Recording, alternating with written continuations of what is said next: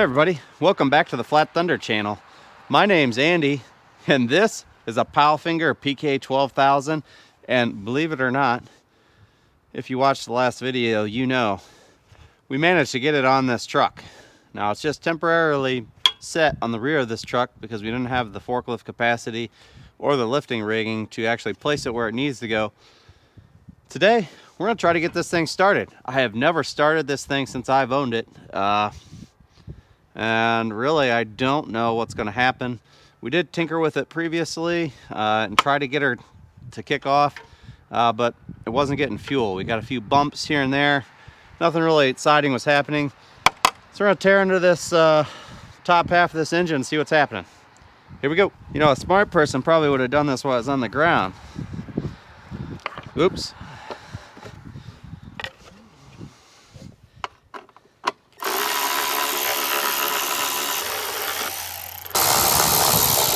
Couple screws over there and we can pop off this cover. And I think what we're after is right here. This gizmo right here on the side of the carburetor is a fuel shutoff. And I believe it is not working and or it's stuck. The good news is the bolts are corroded beyond recognition here.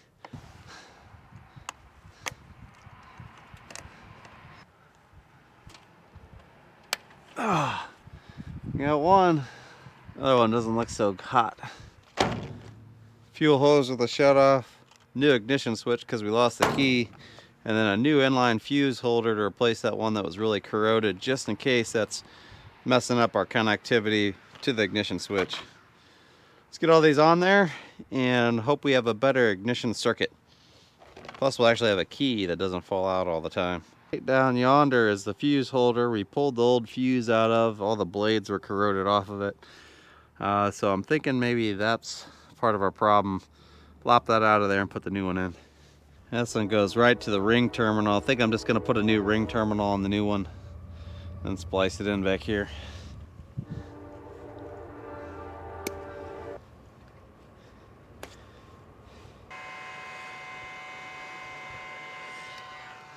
Starter down here with the main connection.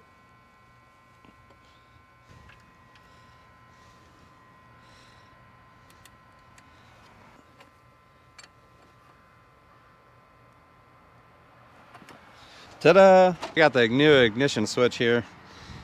Let's see. Looks similar.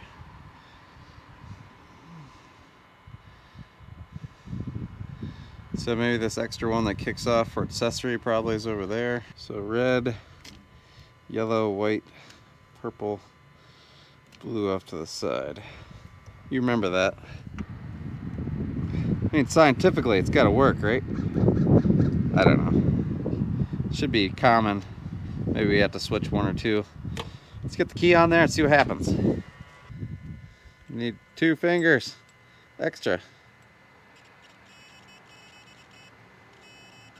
So that's working. That is the start circuit apparently.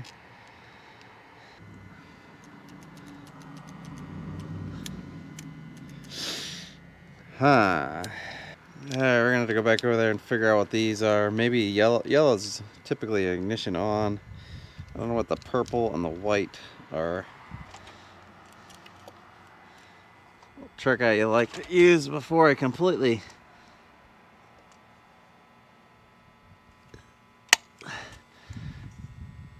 oh yeah, that worked perfect. Before I completely round the head of the bolt off.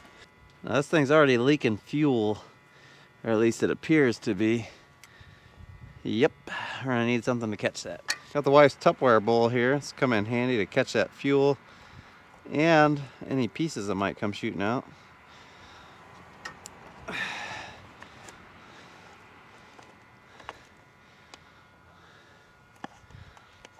That was rather uneventful.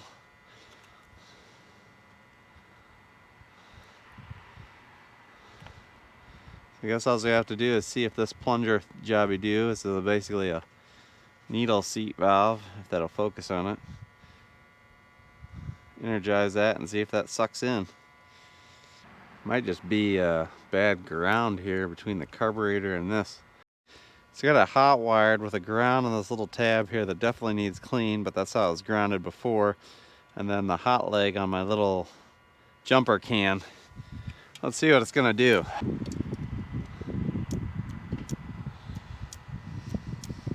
Yeah, it definitely works with manually powered.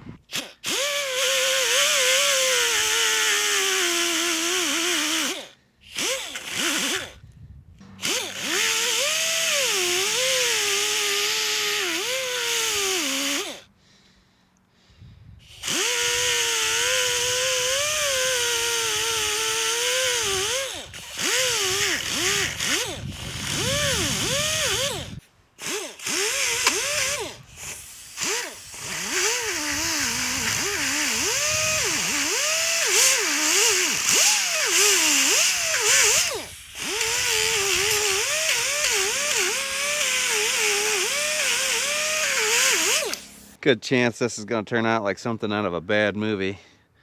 Watch your eyes.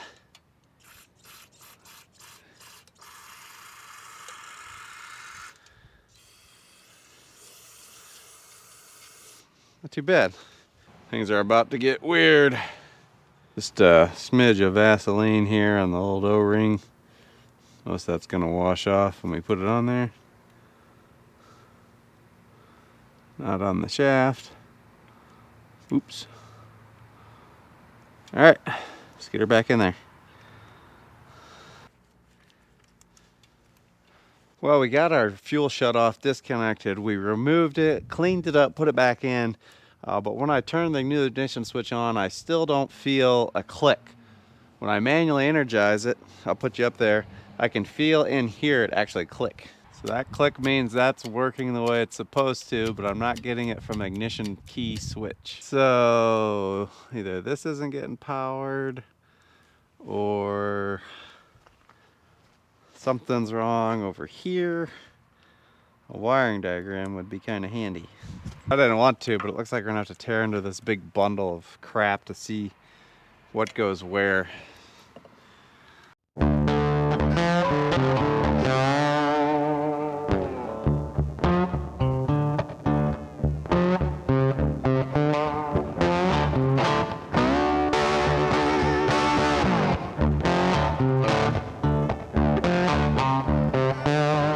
Well, it took some doing, but here's what we found. A big old ball of crimp connector splices, a disconnected wire,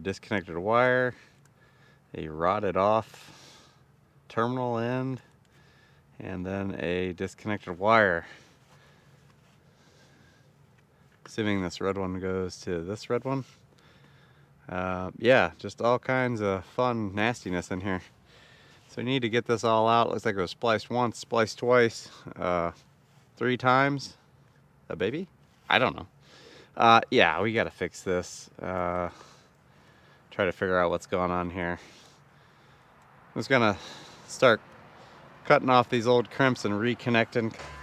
One of the best parts about doing wiring with soldered crimp connections with heat shrink, the heat gun. This works out really great in the cold. Let's warm up the old mittens here. I can't feel my fingers right now.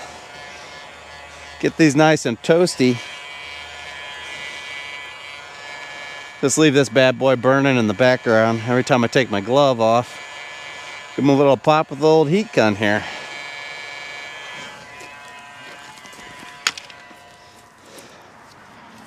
Ah, yeah. It's like putting on a warm blanket. Whew. So we got the fuel tank back up there. We got the wiring, I think, all figured out. Hopefully, I feel like she's a runner. It's a moment of truth. Let's see if this old girl will fire up for us.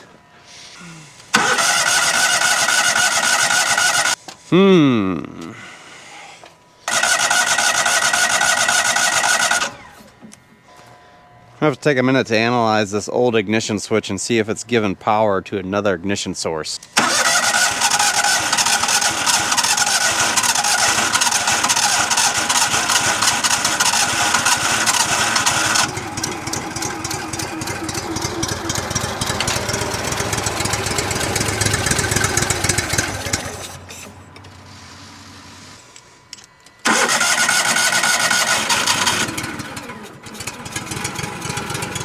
Come on, baby.